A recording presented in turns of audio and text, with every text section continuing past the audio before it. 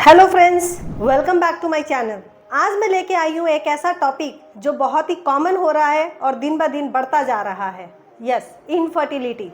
Infertility वो condition है जब एक कपल नेचुरल वे में कंसीव नहीं कर पाता। अगर आपकी फैमिली में या नोन में किसी को भी ये प्रॉब्लम है तो ये वीडियो एंड तक देखना आपके लिए बहुत ज़रूरी है। आज इस वीडियो में हम डिस्कस करेंगे ये इनफर्टिलिटी के केसेस इतने ज़्यादा क्यों हो रहे हैं, इसके सिम्टम्स क्या है, ट्रीटमेंट क्या हो सकते हैं, और इसके साथ साथ हम आपको बताएंगे किस तरह की डाइट और लाइफस्टाइल चेंजेस की आपको ज़रूरत है।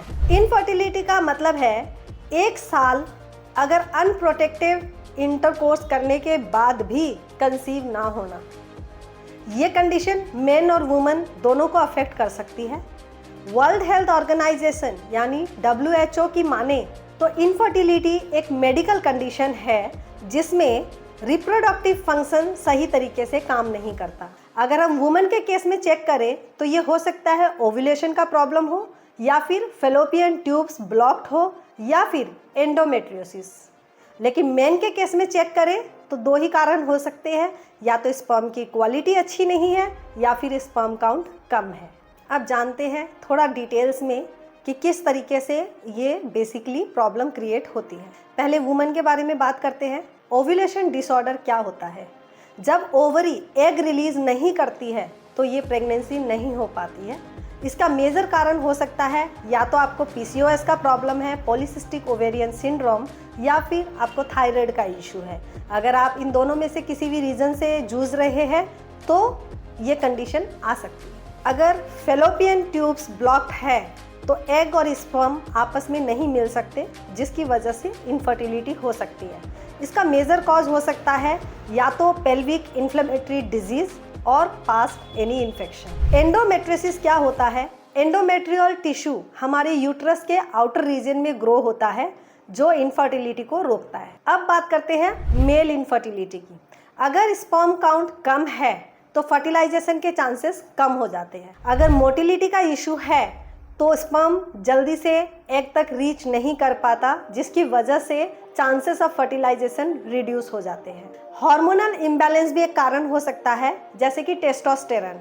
अगर टेस्टोस्टेरोन हार्मोन इम्बैलेंस है तो ये भी स्पर्म को सही तरीके से रिलीज नहीं होने देता, जिसकी वजह से इनफर्टिलिटी हो सकती है। अब बात करते हैं सिम्टम्स के बारे में। इनफर्टिलिटी के ऐसे कोई पर्टिकुलर सिम्टम्स नहीं होते, लेकिन कुछ ऐसे सिम्टम्स हैं अगर आपको अपनी बॉडी में दिख रहे हैं तो आपको थोड़ा सा कॉन्शियस होने की ज़रूरत है। जैसे कि irregular periods, period pain, pelvic area में अगर पेन ज़्यादा हो रहा है, या पास्ट में कोई आपकी सर्जरी हुई है तो आपको थोड़ा सा कॉन्शियस होने की ज़रूरत है। अब अगर मेल मेंबर्स की बात करें तो उसमें या तो सेक्स की जो डिज़ायर है वो कम हो जाती है, रिड्यूस लिबिडो, उसके अलावा इरेक्टाइल डिस्फंक्शन हो सकता है, या फिर पास्ट हेल्थ इश्यूज इसका रीज़न हो सकता है। इनफर्टिलिटी टेस्ट करवाने के लिए डॉक्टर्स आपको कुछ टेस्ट रिकमेंड कर सकते हैं, जैसे कि blood test for hormone level, ultrasound for ovaries and uterus, and fallopian tubes को चेक करने के लिए HSG टेस्ट करवाया जा सकता है। अगर मेन मेंबर्स की बात करें तो सीमेन एनालिसिस टेस्ट होता है स्पर्म काउंट के लिए और मोटिलिटी को चेक करने के लिए। इसके अलावा हार्मोन टेस्ट हो सकता है और कभी कभी जेनेटिक टेस्टिंग भी करवाई जाती है।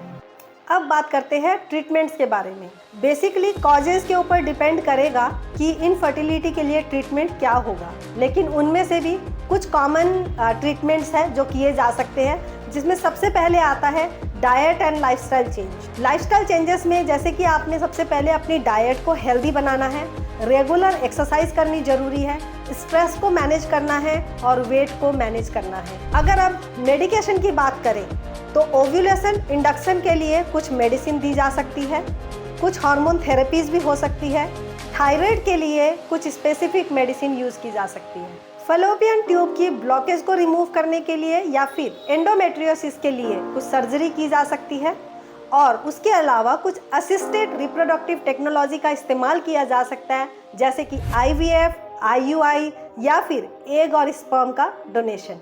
अपनी लाइफस्टाइल और डाइट में कुछ चेंजेस करना फर्टिलिटी को इम्प्रूव कर सकता है। सबसे पहले बात करते हैं बैलेंस डाइट की। आपको अपनी डाइट में fruits, vegetable, whole grains, lean protein, omega 3 fatty acid, इन चीज़ों को इंक्लूड करना है। इसके साथ साथ आपने जिंक, फॉलिक एसिड का भी ख्याल रखना है जो आपकी फर्टिलिटी को बूस्ट करता है। अब बात करते हैं एक्सरसाइज की। रेगुलर लाइट एक्सरसाइज आपकी बॉडी में फर्टिलिटी को इम्प्रूव कर सकता है और स्ट्रेस को भी मैनेज कर सकता है। स्ट्रेस मैनेज करने के लिए आप योगा, मेडिटेशन या फिर कुछ रिलैक्सेशन टेक्निक्स को अपनी डेली रूटीन में शामिल कर सकते हैं। Along with that avoid toxins as much as possible, यानी कि स्मोकिंग, अल्कोहल, एक्सेस कैफीन या फिर इन्वायरमेंटल टॉक्सिन से बचने की कोशिश कीजिए। इनफर्टिलिटी को डायग्नोज करने के लिए स्पेसिफिक टेस्ट डॉक्टर के द्वारा रिकमेंड किए जाते हैं, इसलिए ज़रूरी है कि आप रेगुलर अपने चेकअप्स और फॉलोअप्स करते रहिए। डॉक्टर के सजेशंस को मानिए। अगर आप ऑलरेडी 1 साल निकल चुका है, आप कोशिश कर रहे हैं लेकिन कंसीव नहीं कर पा रहे, तो आपको एक एक्सपर्ट की काउंसलिंग लेना और उनकी बातें मानना जरूरी है। इनफर्टिलिटी की डायग्नोसिस के लिए स्पेसिफिक टेस्ट डॉक्टर रिकमेंड करते हैं। रेगुलर चेकअप्स एंड फॉलोअप्स आपके लिए बहुत ज़रूरी है। इसके साथ साथ जब आप डायग्नोज हो जाते हैं तो ट्रीटमेंट के ऑप्शंस आपके डिसाइड किए जाते हैं।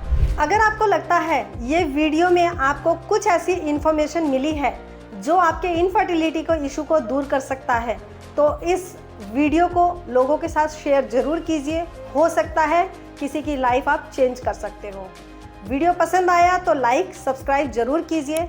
कमेंट सेक्शन में आप अपनी प्रॉब्लम या सजेशंस या फीडबैक सेंड कर सकते हैं, हम उसे कंसीडर जरूर करेंगे और आपके सारे सवालों के जवाब देने की पूरी कोशिश की जाएगी।